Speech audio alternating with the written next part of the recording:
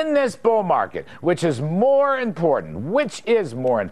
Profits or Egypt? Let's bring in our panel to answer that tough question. Here now is Tommy Belesis, CEO of John Thomas Financial, Lee Munson, Chief Investment Officer, Portfolio Asset Management, and Daryl Jones, Managing Director at Hedge Eye Risk Management. Tommy Belesis, let me start with you.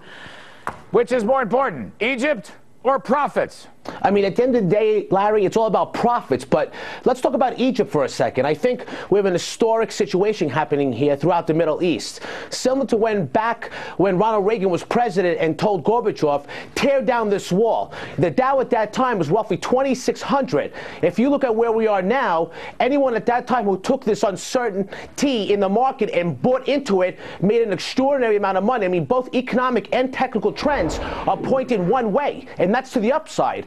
You know, you have all these economic numbers, like the ISM number came out outstanding. The ADP number, as you just said, Larry, was unbelievable. And more importantly, it showed a pickup in the labor market. Manufacturing grew at the fastest pace in 6 years. I mean, how could you not be bullish right now in the market? Your answer is profits are more important than Egypt. Is that your basic answer? Yes, it is. All right, that's a good answer. I just want to check that in. Let me bring in Daryl Jones with exactly the same question. Profits or Egypt, with a little side table of what Tommy talked about, the incredible surge of manufacturing, which is probably the biggest surprise in this recovery so far. It is by far replacing the housing sector as an economic stimulant. All right, Daryl, how do you see this? Right. Well, first of all, just to start on Egypt, I don't think we actually know what the consequences of what's happening in the Middle East are. There are a lot of unintended consequences. We're assuming that a change in power will be positive. We don't know that. I mean, if the Muslim Brotherhood takes over in Egypt, will that be a positive for the U.S. or for peace or for oil? I don't think so. As it relates to the ISM and the economy domestically, I think the most interesting takeaway from the ISM was prices paid, a sign of inflation, accelerated from 71 to 80 sequentially. The implication of that is that forward earnings for the S&P could be a lot lower than people expect because of margin contraction. People are expecting that earnings growth is going to be 15% this year. If this price is paid in the ISM continues to accelerate, there's no way we're going to hit that number in earnings. So are you a seller? In the short term, we actually were short. We were short the S&P.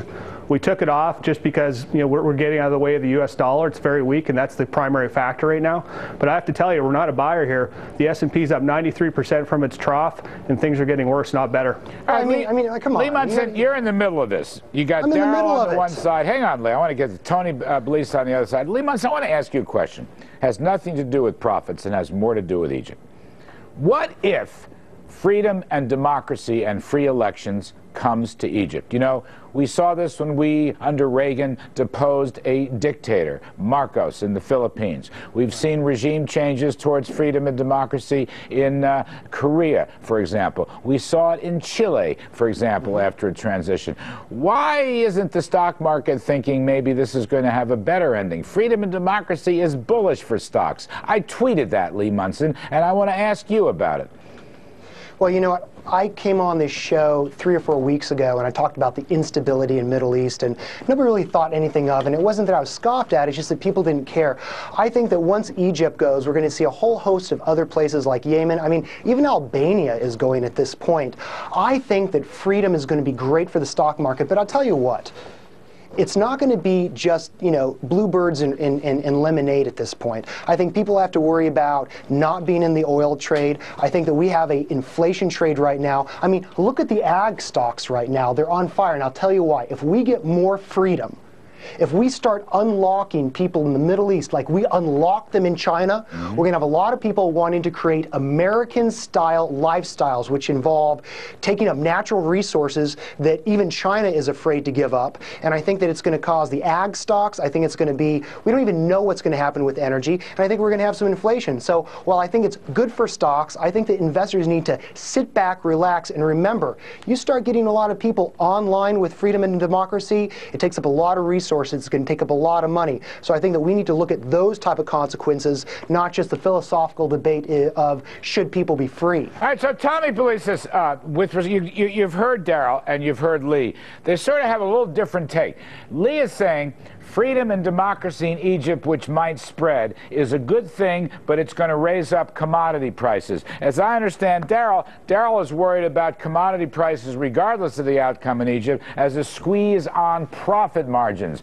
What's your response to that? I agree with a lot of points that, Lee says, but not necessarily what Daryl is saying, and I'll tell you why. I mean, you see a lot of these countries now, right? Commodity prices could rise, yes, but at the end of the day, I think a lot of people are going to be focused on the asset, right? People buy an asset, the value in the stock market. I mean, you're looking at S&P 500 earnings at $96 for 2011. They're expected to go up to 108 in 2012. I mean, Larry, at a PE of just 15, to be ultra conservative, you're talking about an S&P 500 trading at over 1627, which is 25% higher from where we are now. The more exciting thing is you have these countries taking preemptive action to get rid of their governments, like Tunisia and Jordan, and like Lee said, others to follow. So at the end of the day, the March of Freedom. The March of Freedom. Absolutely. And do you think that that's inflation? Are we melting up because of inflation? I mean, I want to know. I want to get your feedback. Do you think this melt up is inflation, or do you think this melt up is just because we're melting up because the Federal Reserve is too bloody loose in creating dollars, and by the way, it's being joined by the European Central Bank, although Trichet says maybe he'll tighten up sometime in my lifetime,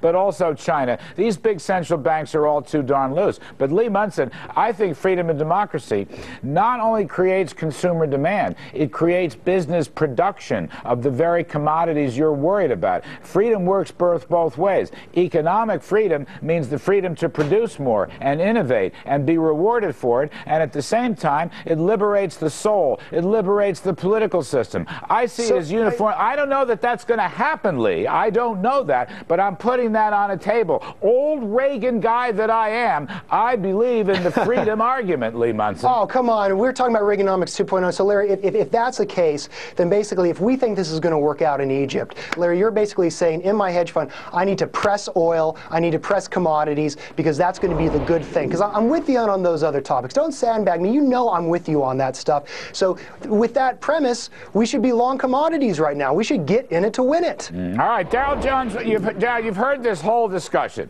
You are worried about inflation. I think you are right to be worried about inflation. We've been debating this on this program all week. We're going to have another debate in the next segment. Is the inflation trade your play, and how do you translate that for investors who are watching? Yeah, I mean, number one, I think both speakers are suggesting we could see inflation. I mean, we're seeing inflation. Cotton's up 25% year to date.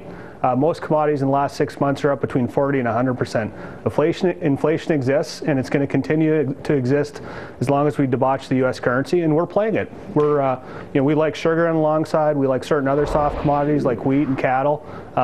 We're bullish on the inflation trade as long as the U.S. currency gets debauched. But what the inflation trade is going to do is it's going to hurt corporate earnings in the U.S. So you're not going to get this earnings expansion, and I think the earnings growth that people are expecting for the S&P, by the way, which is occurring after a 93% increase in the S&P 500, is not going to happen. So Daryl, just on the way, I don't mean to interrupt or be at all disrespectful, but regarding these commodities, cotton has soared. Is that reducing margins for retailers, and is that why retailers, which had a phenomenal 2010, are really underperforming here year-to-date 2011?